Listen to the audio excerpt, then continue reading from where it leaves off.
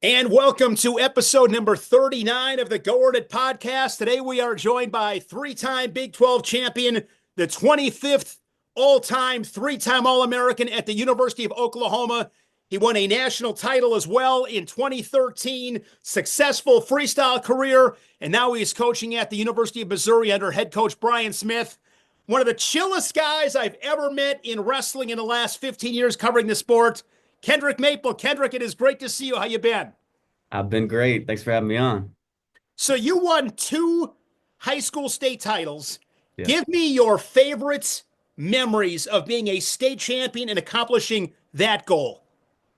The memories always go back to just who you're with, man. I had some special teammates and special coaches. So, just being able to hang out with those guys and my freshman year, my freshman year, I think I was the only guy besides there was one other guy on my team that qualified for state. So we weren't very good at all. And flash forward, we got to my senior year where when we were beating down the door on some trophies, and then when I graduated, of course, they win it. So I was a little salty about that we didn't get it done in my high school career. But amazing. My high school coach, Coach Mike Church, was truly one of my most inspirational people I've ever met, and he passed away recently from cancer. And so, man, his legacy lives on, and he was someone who really changed who I was as a man. What was it specifically that he did that made such a big impact? I would say he met us at a personal level. We had a lot of we went to Wichita Heights, and we had a lot of inner city kids mixed with different kinds of other kids, and it would have been tough for anybody to coach because it. I mean, I got one of my best buds, Chase Nelson. He was a handful to coach. I mean, he would just constantly talking and constantly, showing up late when you didn't stay on him. And so Coach Church met us at where we were at. He could talk to each individual like a man and be able to really inspire us without having to beat over our head or anything like that. And so I think that really helped me become the coach I am today too. When you won a couple state titles in Kansas, what was the recruiting process like for you? So it's funny, especially because now I get to see the other side of it, and I get to see just all the amazing things and all the hard work that goes into this side. For me, I wasn't highly ranked. I mean, I wasn't ranked. You couldn't have found me in a ranking, and so because with Wichita, we really just stayed around our area. We didn't travel to wrestle or anything. So it got to I think the end of my junior year, maybe senior year, and I was telling my coach, "Hey, I'm just gonna go play football," and I was soaking wet like 135 pounds, and so finally he convinced me. He's like, you need to go to high school nationals in Virginia Beach. And so I went to that tournament, took third, and that's when I finally started getting some calls. And so before that, the only call I had was Nebraska Omaha with Coach Denny, and he was amazing. I took my recruiting trip there. It was awesome. And then all the D1 schools finally started calling after that tournament. And so didn't get a whole lot of crazy offers, but OU was just that special place that I felt like home when I went on a visit there. So Oklahoma, was that the only Division One visit that you went on?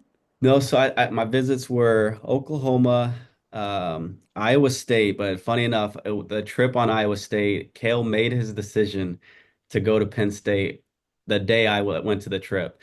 And so I remember being outside the doors watching him tell his team he's leaving to Penn State. We had to sneak out the Really? back door, yeah, because the press was everywhere. And so we went to Casey Cunningham's house, and it was just a very awkward, and they made it great. It was still a really cool visit, but it was kind of checked it off the box as the coaches were leaving. So it's a very weird visit, I'll say that. Wow. Anybody Yeah. else besides OU or Iowa State? Iowa State, and then Northern Illinois, Boston College, and I think that was it. And I bust Coach Smith's balls all the time because they called, and then they end up stopped talking to me. It kind of just faded away. So I was like, "Hey, man, you used to be terrible at recruiting. You couldn't see talent ever." And at OU, that was with Coach Spates. Yes, it was Coach Spates. So Coach Spates did a home visit, everything, and he was just he seemed like a leader I could follow. What was it that he said or did that put you over the top to become a Sooner? Um, It's actually funny because he came on a home visit and he comes downstairs and I don't see anything in his hands, right? And we go downstairs. He's sitting on the ottoman talking to me and my parents. Out of nowhere, like a magician, he goes like this. Well, would you like to hear a song? And I was like, what? And he reaches back and grabs a guitar. No idea how he got it in, no clue where it came from, just has a guitar and starts singing a song. He would make songs for all his national champions. He had personal written songs. And I think he sang maybe Mike Leitner's songs. And after he's like, I'm gonna write a song about you one day. No And that was it. kidding. I was like, oh man, that's pretty sweet. And so I ended up committing, and I tell you, he wrote a song about me. It was cool. It came to fruition. What's I mean, do you remember what the song was? What the lyrics were when you won a national title? I mean, do you have like is this on video any place? I think I do have it on my phone. You talking about my song or the other one, the Lightner song? Your song when you ultimately did win the title. Yeah, so my song, he sung a little bit about the past. He sung about, when I did win it, I looked up and pointed, because I was thanking God. And so he added some of those lyrics in it. So he makes a very personal touch in the song. So yeah, if you ever see him, I know you'll see him again. So ask him about his songs. Tell him to sing you one on the spot. I have never. It's one thing I love about these podcasts Yep. is it doesn't matter what kind of interview it is. I mean, even when I'm doing a broadcast, Kendrick, my goal is one of them is I just want somebody to listen to this and walk away and say, never knew that. Like, never knew that. So we've reached this moment just minutes into this Yeah, podcast. we got started Coach right. Spates writes songs for the national champs. Yes, he does. That is a great story. That is a great story. What's sticking with Coach Spates? What was the most impactful conversation you and him ever had? Man, I don't know if I could point to one conversation, but I know for a fact it was the multiple small conversations. And this is why I hold Coach Spades dearly to my heart is, when you get to college, and I grew up, a believer in my faith, but when college is different, you don't have your parents telling you, hey, you got to go to church, you got to go do this. And so it's a challenging time for college students, especially with so many distractions. And it was those subtle conversations after a hard practice, you're sitting on the wall and he just comes and sits by you and you say, hey, how's your walk going? Hey, how's your faith going? And it was those things that at the time it was just kind of like, I'd kind of brush it off and it was short conversation, but and looking back, man, that was some of the most meaningful conversations because it kept me focused on what really mattered to me. And that I, owe so much to him for. These are great conversations, and my mind is spinning. When it comes to your faith and how it works in conjunction with wrestling, do you have a moment or two that will always resonate with you when it came to your wrestling and your faith? Yeah, I mean, one of the biggest moments that will ever stand out is I believe it was my sophomore year, I guess redshirt sophomore year, and was having a good year. It was at nationals, and I think it was Montel Marion or someone in the quarters or semis, and I lose the match. And I'm talking that year, I felt like I did everything right.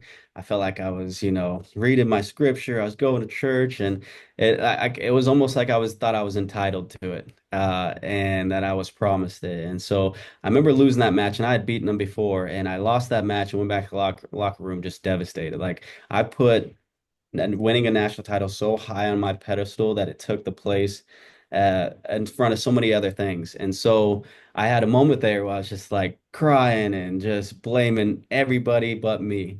And just like, why God would you let this happen? And I remember having like just the aha moment people always talk about where I felt like God was just like, hey, did I promise that? All right, and or did I promise something else? And so I remember like having that just surreal moment where I had to take some breaths and be like, man, life is so much bigger than this. This doesn't define me. And I got up, pulled my singlet back up, and was like, you know what, we're gonna go finish this tournament out.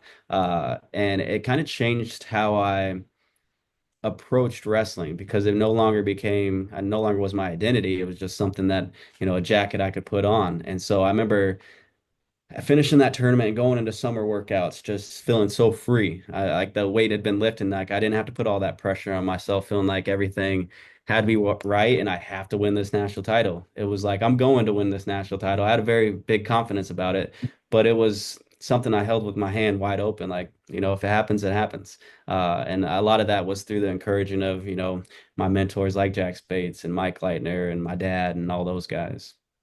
Do you have a favorite, putting you on the spot here a little bit? You have like a favorite Bible verse or part of scripture that really you cling to? Yeah, so my grandma actually, it was her favorite Bible verse, and then my dad. So Matthew 6:33, seek you first the kingdom of God, and everything else shall be added to unto you, and His righteousness. So I think that really is one I try to live by. I have a lot of them. I actually have a list that I'm trying to memorize right now. It's not going too well. I keep messing up, but that's kind of the main one that almost like a family verse that, man, if you seek God and his kingdom first, like everything else, it'll be taken care of. And it doesn't promise that you won't go through struggles, but that should be the ultimate goal. So Your dad, I read just doing some research in one of the bios when you were at Oklahoma that your dad, it said, was your childhood hero. yeah. What can you tell me about your dad? What made him so special? Uh, it's gonna sound weird, but it was almost that. Not saying my dad isn't special. It was almost that he could do the special while not being special. Like just being able to go to work every day, take care of his family. We didn't come from big beginnings. I remember sharing rooms with my siblings in a small apartments growing up, and man, it wasn't always easy. And I just remember like the best thing, the most special thing I could say about him is that he stayed steadfast through it all. It was always he was leading with such a quiet strength that was really, really like good for me to see because I could be able to see that I don't have to react and respond to every emotion that comes about. You know, when I'm angry, I don't have to go out and take it out on somebody. And so it was, the fact that he was so steadfast and watching him grow through his experience, and he was humble enough to admit when he was wrong. And that was something that really showed me how to, live my life. So that's why he would be my hero. And your dad's name was Jeff. Um, Jeff, yeah. it also said that your favorite movie was Rocky. Yeah. Are you like a big fan of all the Rocky movies? Yeah, I'd say so. I just the training montage when they get that going, it gets me fired up. Yeah, I would say that's a good one. That's What is your favorite scene in any Rocky movie? uh Man, I so either any of the training montages because I just love that. Like getting to the grind, like that's the stuff that's fun for me. That's when we get in the restroom here. It's just like I feel like it's a montage the whole time. Either that or I'd say when they're just in that last scene, like just straight slugging it out. The whistle it finally blows, and both fighters, win or lose, are just fans going crazy. Tell our guys all the time, like wrestle like that. Like if you watch those MMA fights, even when it's just two guys just going hands, leaving everything out there, at the end of the match, it really doesn't even matter who won. Like these guys are just, the fans are excited you did exactly what you're supposed to do. And I think when you can focus on that instead of focusing about the outcome, that's when you really can fight, wrestle, do whatever you want with freedom. So you are not heavily recruited. You Mhm. end up at Oklahoma there in Norman. And as a true freshman, you're the guy. You win over 30 matches. I think you were third at the Big 12s, 2-2 at the NCAA tournaments. Pretty successful campaign. Why did it work for you? I don't know if there's one reason why, but so they pulled my red shirt after Christmas actually. So I was redshirting that year. And I remember during Christmas break, Coach Spades coming over was like, "Hey, like I think the team needs you down at 33." And I'm like, "Whoa, 133? All right, I can do it." Knowing dang well like it was going to be a tough cut. So I remember Sammy Henson I think was there at the time, and he would just take me at night and we'd just have to do extra workouts. Me and Mike Leitner would have to do extra workouts to get my weight down. And I remember they tested us out at this open tournament, and I was just dead the whole time. I think I got second. I think I lost to one of the Mangos in the finals, but they were like, "Oh man, you can make it. You got it." And so they pulled the red shirt, and I end up my first match as a starter. I'm going out in Oklahoma State, and I'll never never forget this. It's at Oklahoma State. Uh, and before this, I hadn't really watched too much college wrestling. My first college wrestling match that I had seen was when I was in it. So I had no idea who was coming out there. And I remember being on the mat. They had already called my name. And all of a sudden I hear, "Don't to don't. The champ is here. Don't to don't. The champ is here." And I'm like, "Man, who's coming out?" And then all of a sudden Jordan Oliver walks out, and they're like, "Ranked number 1 or 2 in the country, Jordan." And I'm like, "Who's this guy?" And I had no clue. And so that was my first match down at 133, and it was wild. I mean it was a wild match, and it would end up being, I think I was winning by 3, at with like 30 seconds or 18 seconds left, and he ended up coming back and beating me, and I was just like, I blacked out. I was so tired. And so that was like my first like big time college match, and I think it was good that I was thrown to the wolves though. Like it kind of got me like ready right away, and so went out the rest of the season and just really had nothing to lose, just had fun. That is crazy. I mean, your first match in Gallagher Iba against Jordan Oliver, and you really didn't know who he was? Yeah, no. I had no clue. So I found out afterwards. They were like, "Yeah, he's pretty good." I was like, "Yeah, I'd say so." You know But what, it though? was fun. It's so interesting, Kendrick, because I've always thought in high school, and I want you to speak to this. I've always thought in high school, most kids are beat at the weigh-in. Like, Hmm. oh, I got the number one ranked guy. It's like, I mean, and I've been out of high school for over 30 years, but I remember being in high school wrestling, like Yeah. I knew who I was going to beat and I knew who I wasn't, which to this day, it ticks me off because Yeah. it's like, you can't think like that. How did were you always like that in college, programming your mind? Because everybody in college is Yeah. good. Like you're not ever getting a freebie like like in high school. In Yeah. college, everybody's there to win. How do you get yourself ready consistently, through the ups and downs, preparing mentally that when you toe the line, you really believe you're going to win? Yeah, and I think it's exactly that. It's preparing. I think having structures where you have your routine so that you can get yourself back when the chaos does get going. And we talk about all the time, eliminating those mental distractions, right? Eliminate anything that is out of your control. There's no point in thinking about it because at the end of the day, like outside that wrestling circle, nothing really matters, right? Not the crowd doesn't actually play effect if you don't let it. And all these are kind of mental barriers we can put on up, and they only exist in our own mind. And so I think I was lucky in that aspect that I had great people around me that kind of helped me understand that. And I mean, really early on in my career, I was just pretty much clueless. I was just like, I don't really care who you are. It was something that I hadn't been exposed enough to that high level because in high school I never really got a chance to go to those big tournaments. So I didn't know what the highest level looked like. So in my mind, it was me. And I think it helped me because once I learned that, I kind of carried that on with the rest of my career, even when I did start seeing those high level guys. So you take fourth place in 2013 after going 2-2 the year before. What was the difference there to get on that stand?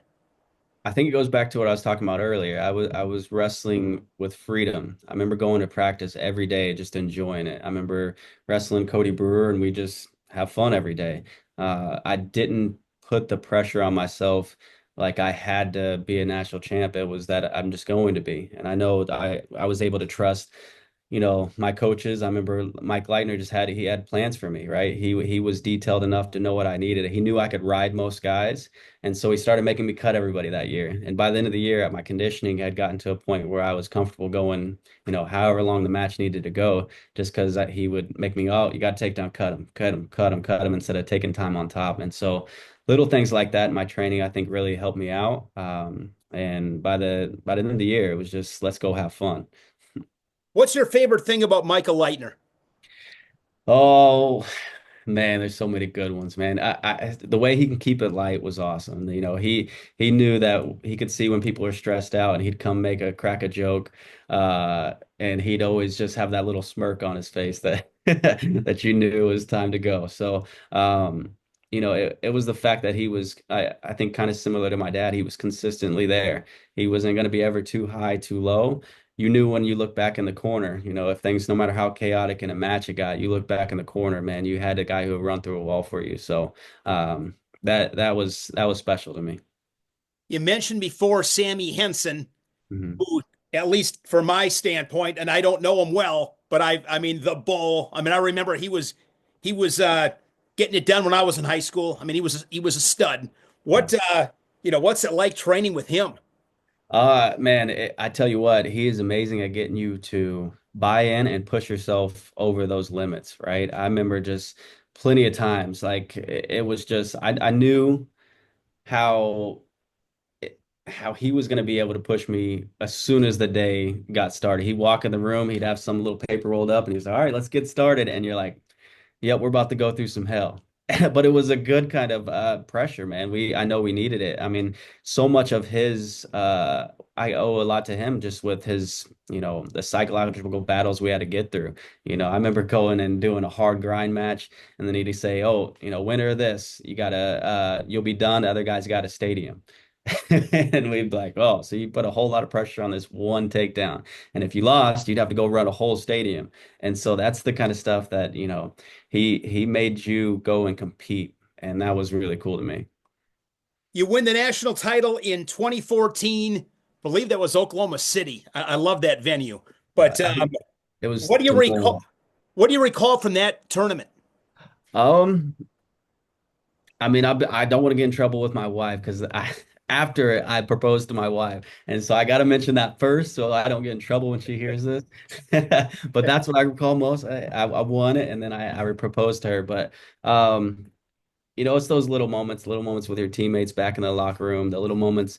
I remember right before we walked out to go get on the mat for the Nationals finals, and just I was a little nervous, obviously, as you expect. And the hardest part that about that day is the wait. It just takes so long. You're in your hotel room and I remember just my trainer and Leitner coming over to me and just kind of start joking around with me and start making cracking jokes, and everything kind of just calmed down, and that's when I knew it was time that we go handle business. So At that time, did you get to choose your music? uh I can't even remember. That's a Do you good remember question. what music played when I you came to run on the mat? Nope. It was all Okay. blur at that point. And you had a tough guy. I mean, Mitchell Port from Mhm. Edinburgh right in the finals. I mean, he's a stud. What from a technical or strategic standpoint in that match? I believe it was because I'm going off of memory, looking at some brackets. You really dominated. I mean, you dominated that tournament, and then I think you beat Port 4-3. Yeah. What was the key to win that match? I think the key, and I went away from the key. If I'm being honest, that match, I don't feel like I wrestled my best. I know I wrestled enough to win. That's why even coaching now, I'm like, man, you can't allow yourself to make the same mistakes I did. And I feel like I truly like kind of tightened up during that match. Uh, but the key, we knew he was going to come hard. We knew like he was just an absolute goer. He had heavy hands. He was tough to ride. I mean, in every position, you were going to have to wrestle the whole time. And it was about doing those multiple attacks, riding when I needed to ride and trying to get a turn. And I just remember the match kind of going like that. I think I got a re-attack and got on top and rode and it came down to the very end. He got to escape and was almost in on a leg at the very end. And so it was intense, but I think that's something that I really want my guys to learn from. Like really, like if you just open up and allow yourself to do what you know you're capable of doing. You don't have to take the chance of it being a close match, right? If you believe in you're the better wrestler, really open up regardless of it's the finals, the first round, the second round. Because up until that point, yeah, I had some good success. What do you remember being in the tunnel, getting ready for your match? They're going to call your name. You're going to, rush up onto the mat on the race stage. Like I always think, like that has got to be the absolute coolest feeling. I mean, what are you thinking at that time?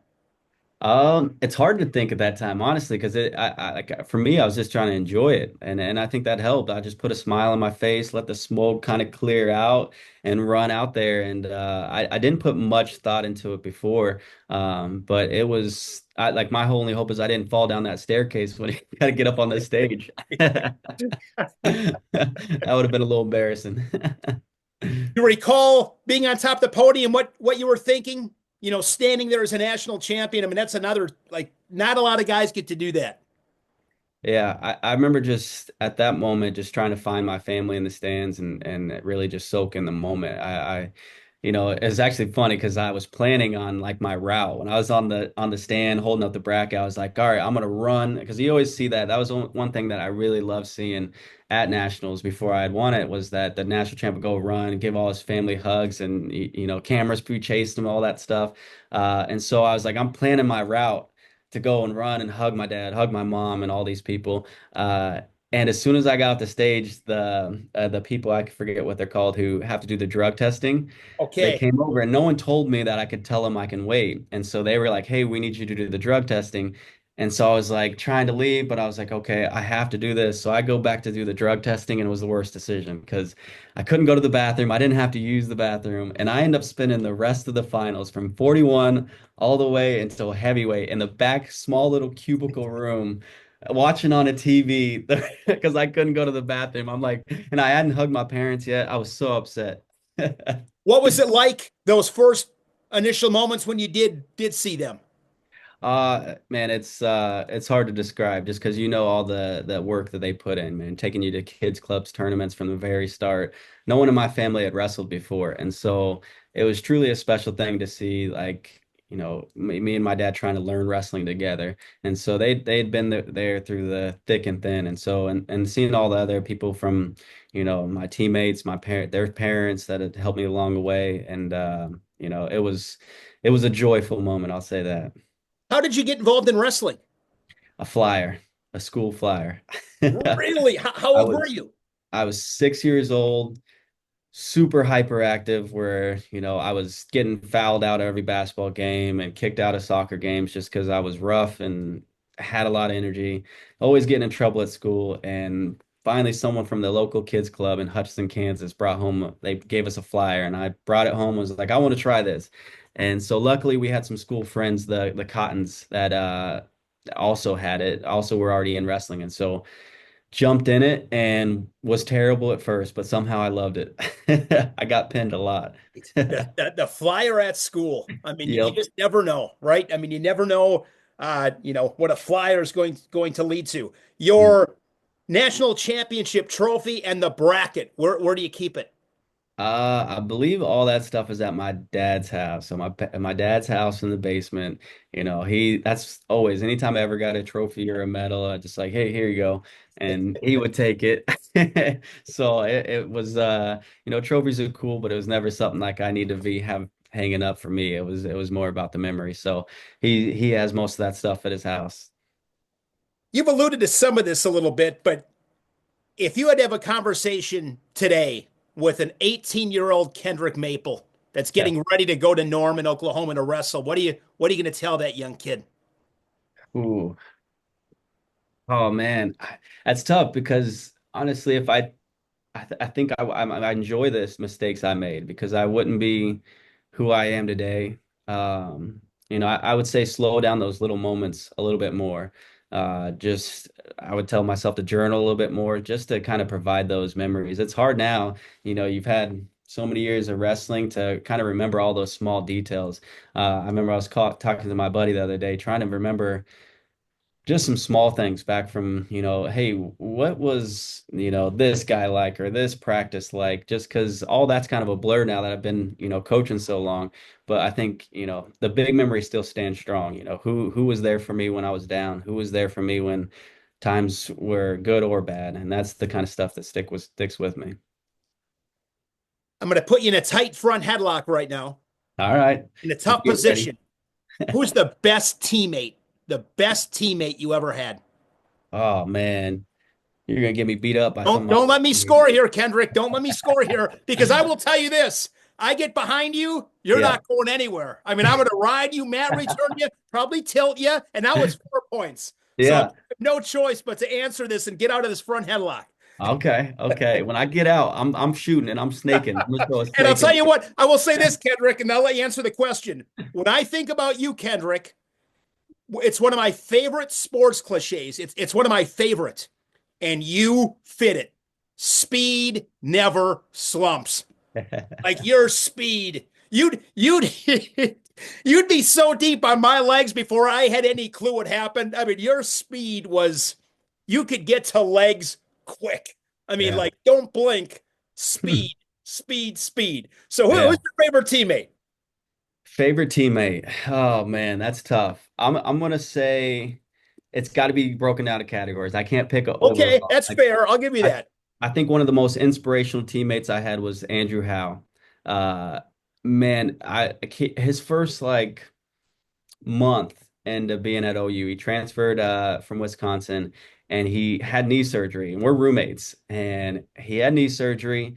The next day, I see this guy hobble outside to the backyard. He's got this full like brace on. He just got off ice and he throws a rope around a bungee cord around the little pole we had outside and just starts going to town snaps for like an hour. And it's hot outside, and I'm like, what are you doing? You just had surgery, like you just ACL surgery or something. And man, he became very quickly the guy I had to say, you know what? I gotta outwork you. I can't, you've won a national title before. Like obviously you've done something right. I gotta try to do what you do and more. And that might have been my hardest challenge that year. Just out there with that guy, because if anyone's ever met Andrew, how they know he is an absolute hammer. So inspirational to be him, man. One of the guys I was close to obviously was Cody Brewer on our team, and we were like brothers. And he was one of those guys that was with me through the ups and the downs. We always used to joke because at nationals, if he lost, he was right before me, I would lose. It was just like a weird thing where and so there was like two or three times in national term where he'd lose and I'd blame him. I'm like, man, that was your fault. You should have got it done. So and then I'd say lastly, Josh Durham. He was a kid who maybe never made the lineup, maybe once or twice, but I mean, to this day, we're doing Bible studies today, together, and those are the kids that really bring a team together, and he was that guy for us. Do you have a match that stands out? It may have been a win, it maybe was a loss, a match that stands out where you learned the most. Whatever learning, whatever that was that you learned, but was there a match that really like it was like, wow, didn't know this? Ooh, um, I know one recently. So when I lost that bet to Keegan, I had to wrestle again. Um, we preach all the time, you know, so many things for our guys. We preach, just going that extra mile, doing your one mores, being locked in a match, staying focused, being able to go through the tough times, right? And so I was wrestling, and I had a couple really good matches at the U.S. Open, and then I go against Pat Lugo, and the match he was way stronger than I expected. He was squeezing my head and shutting everything down. And I just remember in the middle of the match, like saying, like, man, I've been here before. I preach to the guys like you got to push these through these moments, because it's what I tell a lot of our guys who have really good high offensive skills. And you get what happens usually, the higher offensive skills you got, the more people start to shut down on you. And you kind of have two responses. Some guys say, well, if you're not going to shoot, I won't do anything. And I don't want to just get tired and waste my energy. And then there's that next mindset where it's, like you guys like Burrows who just say, you know what, you may stop one, two, but you can't stop all of them. I'm gonna keep attacking. And so that was it kind of clicked in my head where like, I'm like, you know what? He's strong. I don't want to just sit here and not do anything then. I don't want to take a cop out shot either and just let him spin behind me. So I'm going to stay locked in my stance longer, and he's going to mess up at some point. And he took a step forward, caught his foot, and was able to take him down. And I just remember like, you say practice what you preach all the time. That was one of those things that I was able to put in practice what we've been working on. And so it was still a close match, but it was a match that, a younger myself would have lost just because I would have panicked and felt like I can't get to a leg, and I either would have stopped wrestling or I would have just, you know, try to shoot my way out of it and made a bad mistake, instead of staying in a great position and keep attacking, but keeping a good position. You start at 133, go up to 141, place a couple of times, win the national title. Then you bump up to 149, and you take eighth place. And that brackets, I mean, ultimately, you took eighth, you won a national title. Drake Hudeshell was in there, he won a national title. But that had Jason Surtsis from Northwestern, freshman. He beat Josh Kindig. I don't even know if Kindig was, I mean, both those guys were not high seeds. I know that.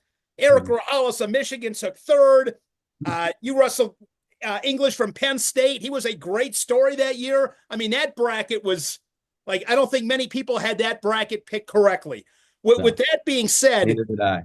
was it difficult being a returning national champ? I know you were up a weight, but I talked to guys that win national titles, and they will say it is different. Like, what was it really different? I definitely think so. I mean, And that's something that like we have to. I'm glad I experienced because now I can guide. I can guide when Keegan won his. Like, hey, this next year is actually going to be harder. Like, just start planning for that. I'm preparing because it definitely you have a target on your back. Everybody wrestles you different when you're the champ. Everybody wrestles you thinking it's their big moment, and so you get everybody's best, right? And so you have to be day in day out focused. You know, going up with that year, it was really tough because I was trying to gain weight. I remember at nationals, we stepped on the scale and usually they read your name, your weight out loud. And so he sees it and he looks back up at me and he looks back down. He's like 144. And I'm like, don't say that out loud. And so I was a You little weighed bit underweight. 144 the day of your national final? Yeah, so we weighed in two or three times. I weighed 44, 45, and I think 45 again. So I was the whole year trying to gain weight, had some issues with the stomach. So that was more of a distraction for me than, I think the target on my back that year. And it's something that, it's I wish I would have, figured out something a little sooner with my nutrition to maybe help it out. But it was still one of those years that I learned more than I ever could if I would have just won another national title. So I learned more that I'm able to use now coaching than I think I ever would have. Why did you go up to 149? So me and so he was a 49er pounder the year before. His name was Nick Lester, and we both in the summer I think weighed the exact same. So we were both like 145 or something. And I remember I started trying to get bigger, and they were just like, you should switch. And it started kind of as a joke, and then they were like, you know what, we should do this because we were confident he could do better below, and I could do better up top. And so it was a decision we made early on, and we committed to it. And it was one of those things that it was trying to make our team the best. So it was supposed to be, and I don't think I wouldn't change a thing. It was one of those things you got to do what you got to do. So If you could re-wrestle one match in your career, you mhm. get one match back, what match would it be? Oh man, that's a tough one. I would, that's it as a tough one. Maybe one of the Stieber matches. I never got that match against Stieber, so that was a tough one for me because I always really enjoyed wrestling him. He was always he was a guy who would wrestle me back. He didn't And shut you're talking down. about Logan, I'm Yeah. assuming? Okay. Yes. Yep. So that was one that I think that could have been really fun if I could have had what I knew now and go back and do it. I think it would have been a much better match. So because we wrestled one time in folk style at the All-Star Classic, and then we wrestled a few times in the um, at freestyle. So it's good. Hunter or Logan Stever. Okay, that's a good one. You said you're a football guy, played Yeah. football. Who's your favorite football team? Football player? Chiefs. Chiefs. Go Chiefs. Yeah, that's not a bad. It's not a bad time to like the Chiefs. Although yesterday Mahomes I saw got hurt in some capacity, so we'll see what He's happens always there. got some kind of ankle injury. I think he starts to fake it now. He just wants, people to start doubting him some more. Who was your favorite Chief growing up? Um, I would say Priest Holmes, but I actually wasn't a Chiefs fan. And I know what people say, they're gonna say I bandwagon, but I was a fan of players and coaches. So I was a big Ed Reed fan. I was a big Andy Reid fan actually. So I would follow all different players. I love defense, so I would always, Ray Lewis and all those guys. And then because I was never really tied to a place that was close to me, so I lived in Indiana for a little bit, and I didn't really like the Colts too much. I always wanted to pick a team, but never really felt a connection to any. So when I moved back here, I was like, okay, I'm near the Chiefs. I could actually go to a game. I'd never been to an NFL game until this year. And so I went to my first NFL game there, which was awesome. So about 5 years ago, I was like, you know what? Big Don Bradley was a Chiefs fan. I was like, I'm close. You're a Chiefs fan. Let's do this. I'm gonna be a on probation Chiefs fan. And if I can spend 5 years being a fan, no matter what happens, then I can get off probation. I can be a true fan. Then And so you're this year was my final year alpha probation. And so I'm finally official. nice. That's great. I ask you that because I liked Walter Payton, Oh yeah. Bears quarter or running back, and I had a Walter Payton poster. Oh Okay, yeah. so I'm going to ask you this: who who posterized you? Like who hit something on you that it's a poster and you're getting posterized, and then who did you posterize? In football specifically, or Nope, even in wrestling. In wrestling. wrestling? Ooh, man, I don't know. Posterize me, meaning I got whooped. Yeah, like somebody hit, like maybe it was just a great technique, or maybe even won the match. They hit something on you, and you're like, Yeah, oh, I damn. did get ducked. I got ducked by Reese Humphrey in freestyle one time, and I don't know if I've ever been ducked. And so that was impressive, and I think he danced on me afterwards too. So it was Yeah, awesome. probably. Yeah, Yeah, knowing Greece, probably. It's a good yeah, guess. he's a great guy. So I think that one was a big shocker because that was more one of more athletic moves, and I felt like I don't get hit in athletic moves. Exactly. That Exactly. was a good one. I don't know as posterized moves. I don't know. That's I'd have to go watch What's some. the best move you ever hit on somebody? Either ankle pick or a snake. Those are my two go-tos that I really love to hit. So, me and Brewer used to always joke all the time about those because I'd hit him in practice in it, and so he, You got one that stands out in a match that you just hit perfect? probably a snake. I don't know which match, but snakes are kind of the go-to. Keegan likes to call it a cow or a honey badger, and that's not Yeah, near what's when you say snake, what is that? so a cow catcher or a brands or whatever. There's a bunch of names for it. I'm gonna Are you say it talking like here. you at the front headlock and you whip them over? Yes. Yeah, Yep. Keegan's a What do you call Wisconsin that? guy. Yeah, you got some Wisconsin guys over there. Cow catcher. Cow Yeah, cow catcher. So I would accept cow catcher as the second tier name for the catcher. snake. But I'm gonna say it here on this podcast. Snake is the factual name for that move. Well, with names of moves coming up, and you got some Wisconsin guys in that room. You Yeah. guys go by coffee grinder, I would assume.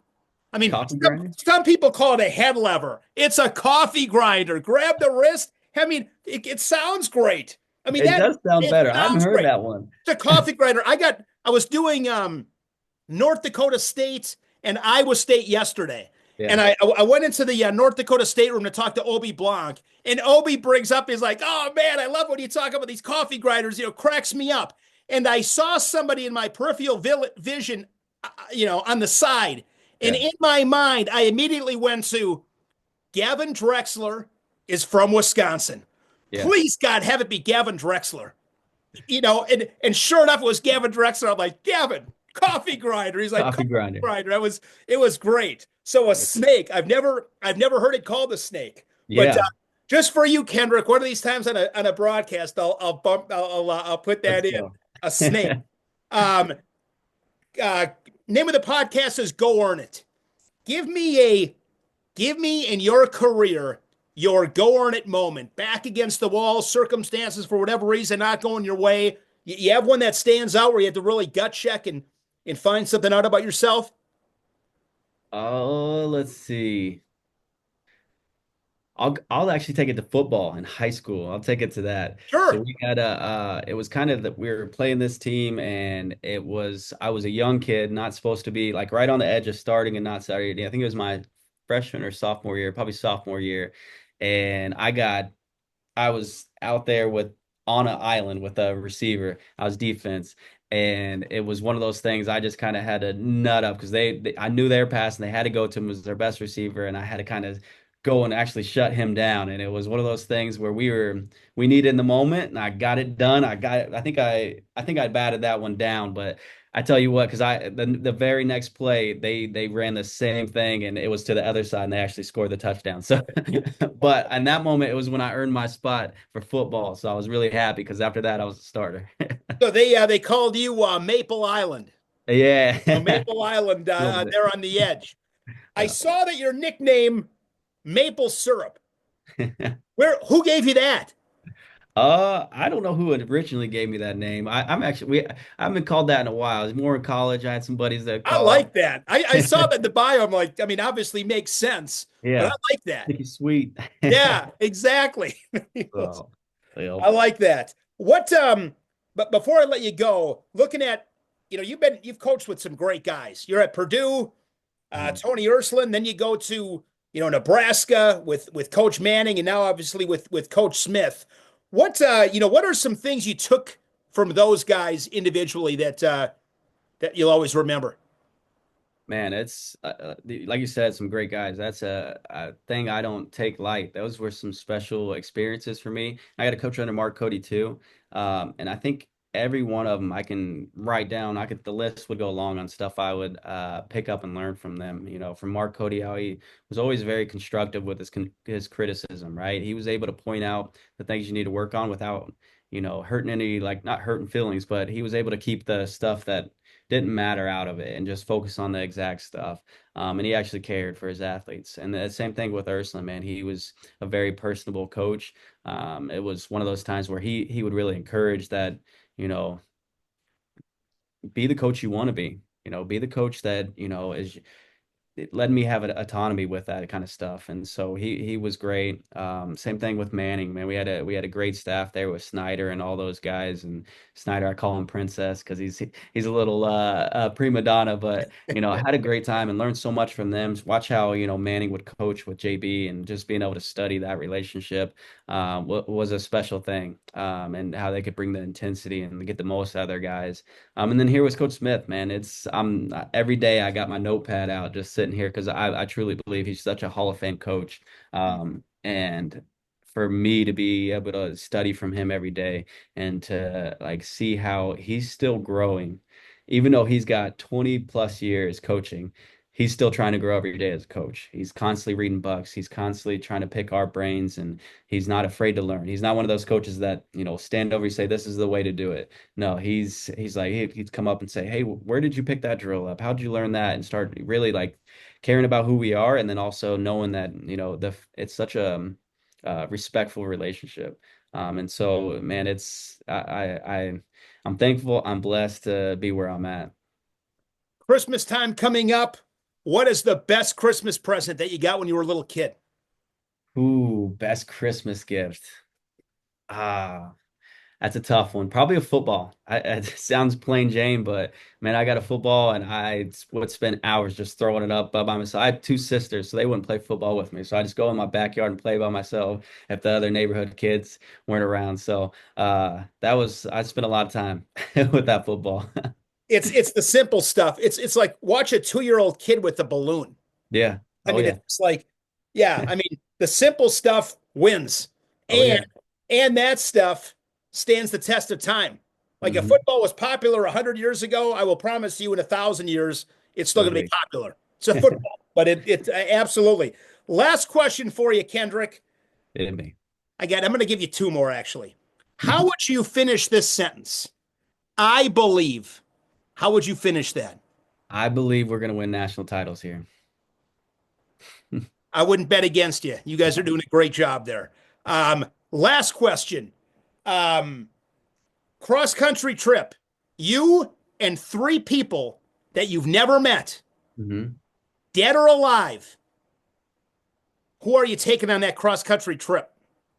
That I've never met. That you've never met, dead or Ooh. alive, but you've never met them. You Oh, get three of them. okay. All right. That's a good one. I'm taking Jesus. I'm taking Cy Robertson from Duck Dynasty, and and maybe Muhammad Ali. That'd be a fun trip. That's a That'd be heck a of a fun group, trip. isn't it? Kendrick, this has been a lot of fun.